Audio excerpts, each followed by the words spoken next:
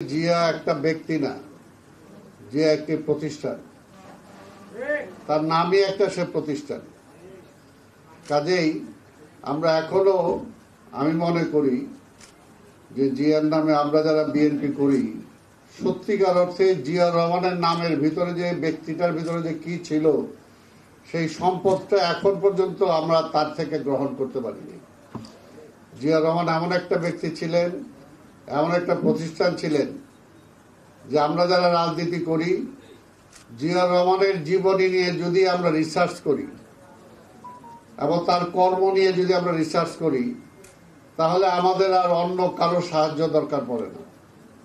জিয়া রহমান ব্যক্তি হিসেবে কেমন ছিলেন, কতটুকু সৎ ছিলেন, কতটুকু অসৎ ছিলেন, জিয়া রহমান একজন সংগঠক হিসেবে কি ছিলেন, জিয়া রহমান একজন সেনাবাহিনীর প্রধান হিসেবে কেমন ছিলেন, জিয়া রহমান এই দেশের একজন মুক্তিযোদ্ধা হিসেবে কেমন ছিলেন, জিয়া রহমান এই দেশের রাষ্ট্রপ্রধান হিসেবে কেমন ছিলেন, জিয়া রহমান এই দেশের একজন অর্থমন্ত্রীর দায়িত্বে কেমন অর্থ মন্ত্রণালয়কে চালিয়েছিলেন, জিয়া রহমান এই কৃষিকে কিভাবে সাজিয়েছিলেন, জিয়া রহমান সেচ প্রকল্পকে কিভাবে সাজিয়েছিলেন, সর্বোপরি জিয়া রহমান আন্তর্জাতিক ক্ষেত্রে বাংলাদেশকে কোথায় নিয়ে গিয়েছিলেন এবং আন্তর্জাতিক রাজনীতিতে কতটুকু নিজেকে প্রতিষ্ঠিত করেছিলেন তার কর্মের মধ্য দিয়ে।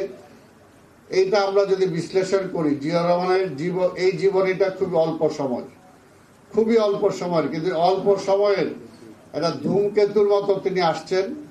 আর সারা বাংলাদেশে না, সারা পৃথিবীতে আজকে জিয়া রহমানের নামটা শেষ হয়, জিয়া রহমানের কারণে অনেকে শেষ হয়ে বাংলাদেশকে জানতে পারছেন। এটাই ছিল জিয়া রহমান। সেই কারণে আমি বলবো যে জিয়া রহমানের সেই কর্মময় জীবন বা তার যে যতগুলো গুণাবলী ছিল সেগুলোকে আমাদেরকে ধারণ করার জন্য রিসার্চ করতে হবে, তার থেকে শিক্ষা গ্রহণ করতে হবে। তাহলে সত্যিকার অর্থে আমরা যারা স্লোগান দেই যে আমরা জিয়ার উত্তরসূরি, আমরা জিয়ার সৈনিক, কিন্তু আমার মনে হয় যে এখন পর্যন্ত জিয়ার সৈনিক হওয়ার মতো একজনেরও পুরোপুরি সেই ধরনের কোয়ালিটি বিল্ড আপ আমরা করতে পেরেছি কিনা ব্যক্তিগতভাবে আমার মধ্যে সেটা সন্দেহ আছে। কারণ সত্যিকার অর্থে জিয়া হওয়া বড় কষ্ট, আমি জিয়ার সৈনিক হওয়া বড় কষ্ট। সেটার জন্য অনেক কিছু ত্যাগ করতে হয়।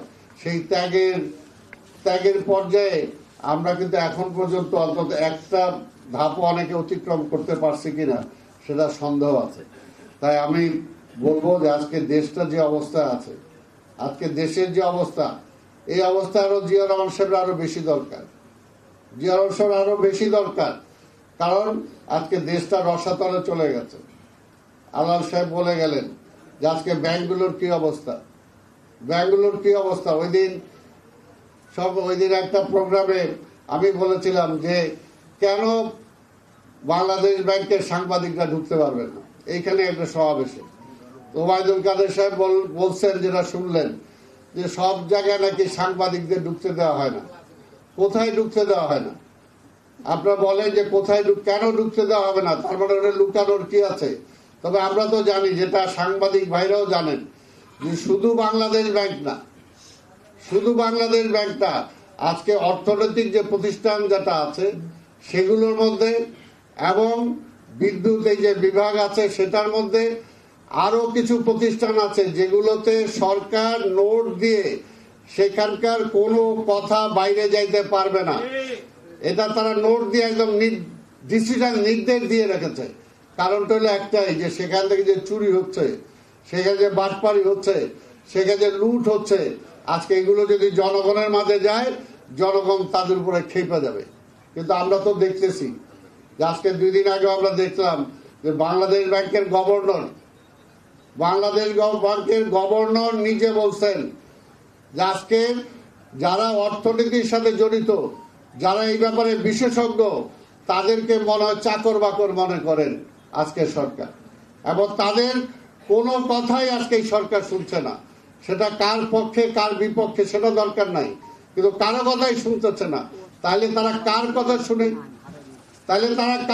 শুনে? কথা শুনে ওই পারে কথা শুনে ওপারের, এটা পরিষ্কার কথা। তাহলে তারা কি চায়? তারা কি চায় যে এই দেশে আবার আমরা ওই ভিক্ষার থালা আমরা হাতে নেই? এক সময় আওয়ামী লীগ, এখন আবার তারাই ওই কথা বলে যে বটমলেস বাস্কেটে রূপান্তরিত করেছিল বাংলাদেশকে, তলাবিহীন ঝুড়ি রূপান্তরিত করেছিল এই বাংলাদেশকে। ভিক্ষার থলি নিয়ে আমাদেরকে যাইতে হতো সারা পৃথিবীতে, কারণ স্বাধীনতার পরে এই দেশের মানুষকে রিলিফ পর্যন্ত তারা নিয়ে বিক্রি করে ফেলছে।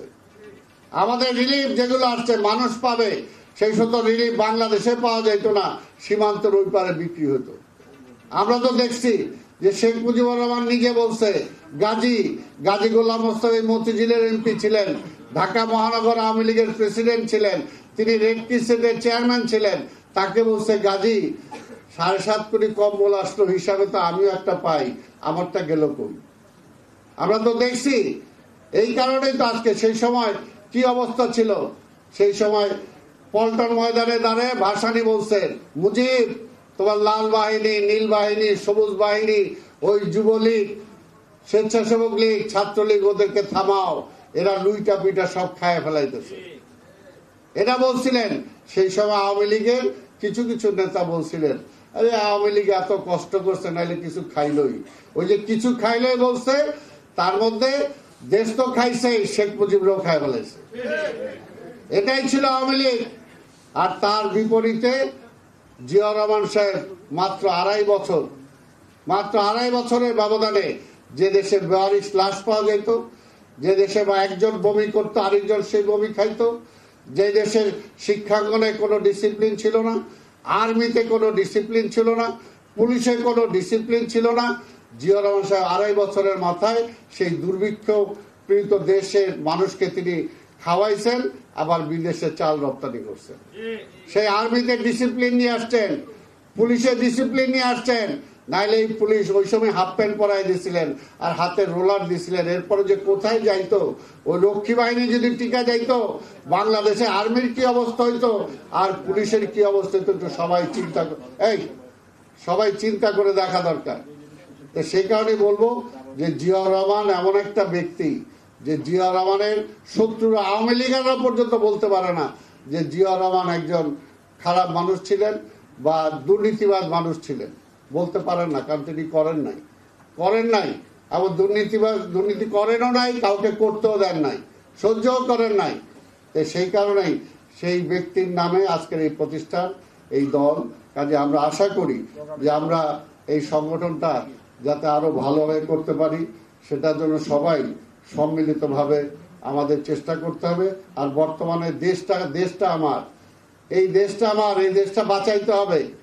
এটা তো সত্যি কথা, যেটা মনির ভাই বলছেন, ব্যক্তিগত কোনো কিছুই তো বলি না। এই দেশের জন্য আমরা লড়াই করছি, আজকের মুক্তিযুদ্ধের আগে রাজনীতি করছি। আজকের এখানে প্রধান অতিথি বাবু গয়েশ্বরচন্দ্র রায় এবং এই যে মনির ভাই যিনি কথা বললেন, আমরা 3 জন আছি। আজকে সাইফুর রহমান সাহেব, আল্লাহ তাকে বেহেশত নসিব করে চলে গেছেন, যুব দলের প্রতিষ্ঠাতা সাধারণ সম্পাদক ছিল। একসাথে আমরা ছাত্র রাজনীতি করছি। আর স্বাধীনতার পরে এই আওয়ামী লীগরে যদি কেউ সেই সময় ঠেকায় থাকে, আমরাই ঠেকাইছি। তো কাজে সেই রাজনীতিও করে আজকে এই পর্যায়ে আমরা আসছি। তা যাই হোক, সেদিকে কিছু বলতে চাই না। এই দেশের জন্য যুদ্ধ করে এই দেশটাকে আমরা স্বাধীন করছি, এবং এখনো ব্যক্তিগতভাবে চাওয়া পাওয়ার আমাদের কিছুই নাই। সবচেয়ে বড় যেটা পাওয়া যায়, এই দেশের জন্য যুদ্ধ করতে পারছি, এটা হলো আমার সবচেয়ে বড় পাওয়া।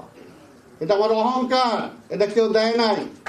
এটা এর চেয়ে বেশি আর আমাকে কে কি দিবে? কারো কিছু দেওয়ার নাই। কাজে এখন শুধু এই দেশটা, যে দেশটাকে আমরা স্বাধীন করছি, এই দেশটা যাতে মানুষের বসবাসযোগ্য হয়, এই দেশটা যাতে, এই দেশের স্বাধীনতা যাতে আবার বিপন্ন না হয়। আপনাদেরকে মনে রাখতে হবে, স্বাধীনতা বিপন্ন হতেছিল বলেই কিন্তু 75-এর 7ই নভেম্বর ঘটেছিল। পরিষ্কার মনে রাখবেন।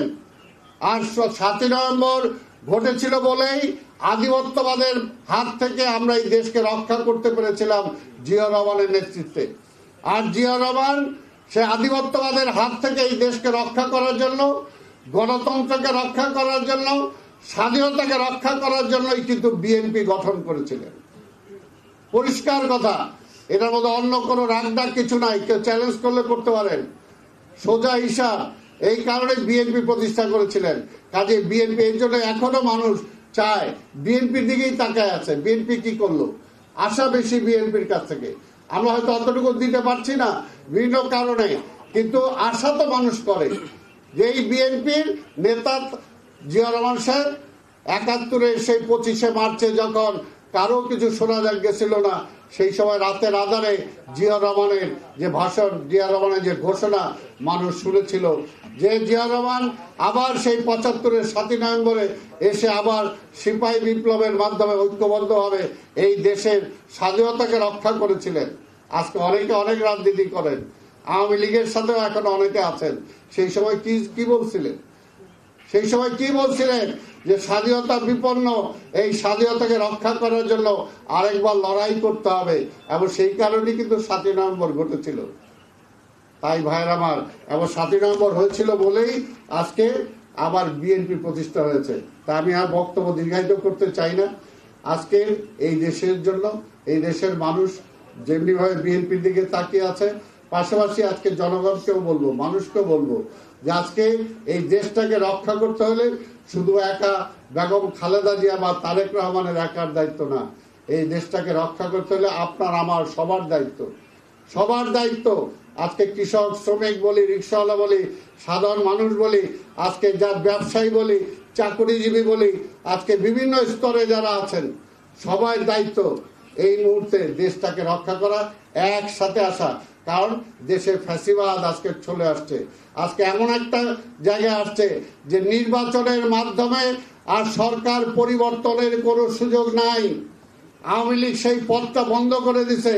কাজে আওয়ামী লীগকে বলতে হবে, হয় তুমি নির্বাচন দাও, আর নাইলে তারে উৎখাত করতেই হবে। পরিষ্কার কথা। আর কোন পথটা বেছে নিবে, আজকে সবাইকে সেই কথাটা বলতে হবে।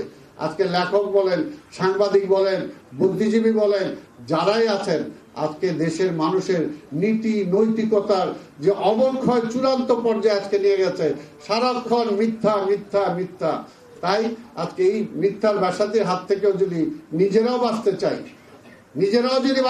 আমার ভবিষ্যৎ প্রজন্মকে যদি আমি রক্ষা করতে চাই, তাহলে এই আওয়ামী লীগকে ক্ষমতা থেকে নামানো ছাড়া কোনো বিকল্প নাই। এটা হলো পরিষ্কার ফরজ, অবশ্যই ফরজ। কারণ তারা দেশের জন্য রাজনীতি করে না, তারা দেশের জন্য, তারা আবার মুখ খুলে বলে, আরে ভাই তোমরাই তো বলছো যে ভারত পাশে ছিল বলেই আমরা নির্বাচনের নামে যাই হোক কইরা আমরা ক্ষমতায় আসতে পারছি, ভারত না থাকলে পারতাম না। এটা পরিষ্কার, আওয়ামী লীগ নিজেই বলছে। এখন আবার কান্নাকাটি করার কি আছে যে আমাদের কোনো প্রভু নাই? প্রভুর কাছে তো যায়, পররাষ্ট্রমন্ত্রী যায় বলছে যে কোনোভাবেই হোক আওয়ামী লীগ এবং শেখ হাসিনাকে ক্ষমতায় রাখতে হবে, তার জন্য যা যা করা দরকার করেন। এখন বলে এটা মিথ্যা কথা হয়ে গেল। তাই ভাইয়ের আমার, অনেক কথা বলতে গেলে অনেক কিছু হবে, শুধু একটাই কথা যে দেশটাকে বাঁচান। আসুন, আজকে আওয়ামী লীগের মধ্যে ওই যে দেখ না 5% ভোট করতে হয়, আওয়ামী লীগের কর্মী যারা আছে, তারাও মাঠ পর্যায়ে যারা আছে, এরাও আজকে এই অবস্থা চায় না দেশে, তারাও নাই শেখ হাসিনার নেতৃত্বে। তো কাজেই আজকে দরকার একটা ভোট, মানুষের একটা ভোটের মাধ্যমে একটা সরকার পরিবর্তনের, সেটাই আমরা চাই। তা আমি আর বক্তব্য দীর্ঘায়িত না করে বাবু গয়েশ্বরচন্দ্র রায় সহ এখানে নেতৃবৃন্দ যারা আজকে অনেক তাদের কাজ থাকা সত্ত্বেও এখানে সময় করে এসেছেন, আমি দাদা সহ সবাইকে ধন্যবাদ জানাই। এবং এখানে আপনারা যারা ঢাকা বিভাগে যারা আসছেন, আপনাদেরকে ধন্যবাদ জানাই। আমি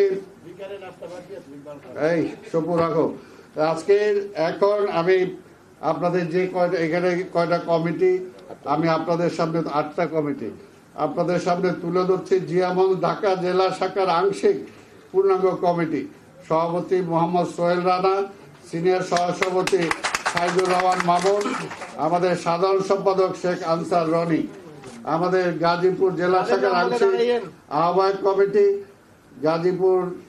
গাজীপুর জেলার আহ্বায়ক মোহাম্মদ হানিফ গাজী, সদস্য সচিব সজীব হোসেন এবং যুগ্ম আহ্বায়ক কামাল হোসেন, মোহাম্মদ সেলিম, মোহাম্মদ শামীম ভুইয়া, আল আমিন এবং জামাল উদ্দিন।